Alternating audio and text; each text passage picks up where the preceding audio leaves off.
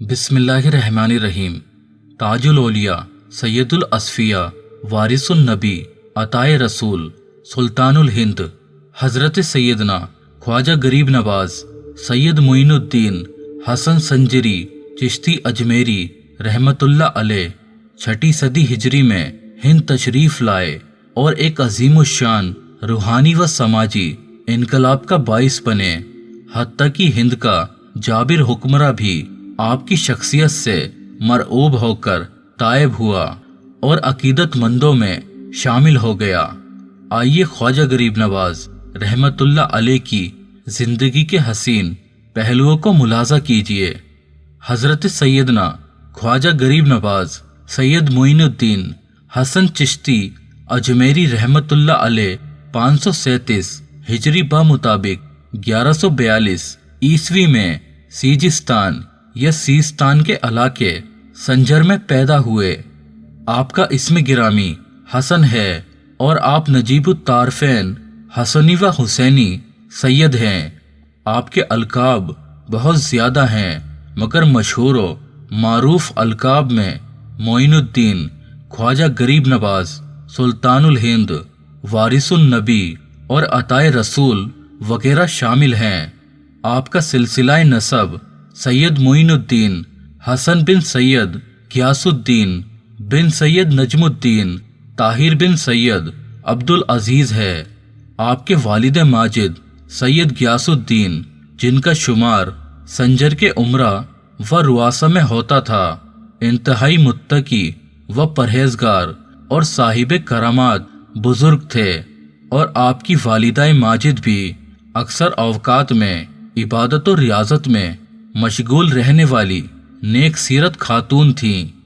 جب حضرت سیدنا خواجہ غریب نواز رحمت اللہ علیہ 15 سال کی عمر کو پہنچے تو والد محترم کا وصال پر ملال ہو گیا۔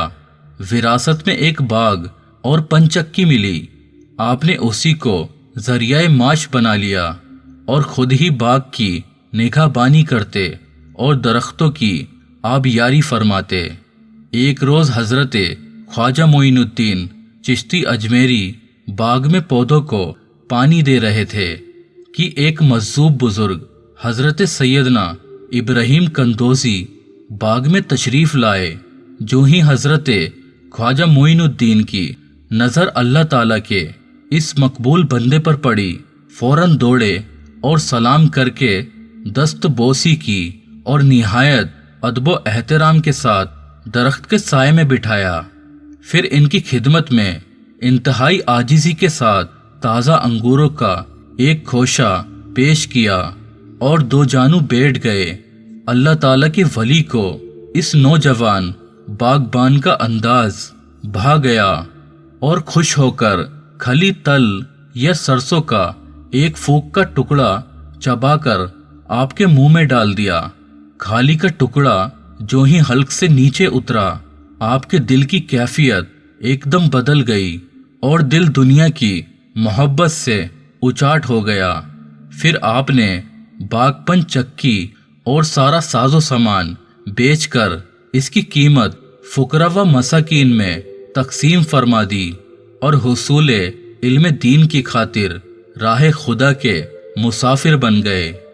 حضرت سیدنا خواجہ معین الدین چشتی رحمت اللہ علیہ نے 15 برس کی عمر میں حصول علم کے لیے سفر اختیار کیا اور سمرقند میں حضرت سیدنا مولانا شرف الدین کی بارگاہ میں حاضر ہو کر باقاعدہ علم دین کا آغاز کیا۔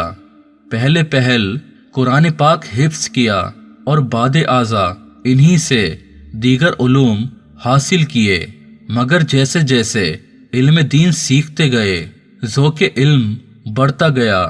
چنانچہ علم کی پیاس کو بجھانے کے لیے بخارا کا رخ کیا اور شہرائے آفاق عالم دین مولانا حسام الدین بخاری کے سامنے جانوئے تلمس طے کیا، اور پھر انہی کی شفقتوں کے سائے میں تھوڑے ہی عرصے میں تمام دینی علوم کی تکمیل کر لی۔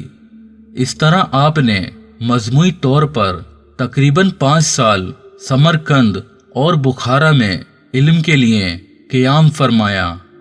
اس عرصے میں علوم ظاہری کی تکمیل تو ہو چکی تھی، مگر جس تڑپ کی وجہ سے گھر بار کو خیر بات کہا تھا اس کی تسکین ابھی باقی تھی۔ چنانچہ کسی ایسے طبیب ماہر کی تلاش میں نکل کھڑے ہوئے جو درد دل کی دوا کر سکے۔ چنانچہ مرشد کامل کی جستجو میں بخارا سے حجاز کا رخت سفر باندھا۔ راستے میں جب نیشا پور صوبہ خراسان رضوی ایران کے نواحی علاقے ہاروان سے گزر ہوا اور مرد کلندر قطب وقت حضرت سیدنا عثمان ہاروانی چشتی کا شہرہ سنا تو فوراً حاضر خدمت ہوئے اور ان کے دست حق پرست پر بیعت کر کے سلسلہ چشتیہ میں داخل ہو گئے۔ آپ کئی سال تک مرشد کامل کی خدمت میں حاضر رہے اور معرفت کی منزل طے کرتے ہوئے باطنی علوم سے فیضیاب ہوتے رہے۔ حضرت سیدنا خواجہ عثمان ہاروانی جہاں بھی تشریف لے جاتے آپ ان کا سامان اپنے کاندھے پر اٹھائے ساتھ جاتے۔ آپ کو کئی مرتبہ مرشد کے ساتھ حج کی سعادت بھی حاصل ہوئی۔ آپ فرماتے ہیں جب میرے پیر و مرشد خواجہ عثمان ہاروانی نے میری خدمت اور عقیدت دیکھی تو ایسی کمال نعمت عطا فرمائی جس کی کوئی انتہا نہیں۔ ایک بار حج کے موقع پر حضرت سیدنا خواجہ عثمان ہاروانی نے مزاب رحمت کے نیچے آپ کا ہاتھ پکڑ کر بارگاہ الہی میں دعا کی، اے مولا میرے معین الدین حسن کو اپنی بارگاہ میں قبول فرما۔ غیب سے آواز آئی، معین الدین ہمارا دوست ہے، ہم نے اسے قبول کیا۔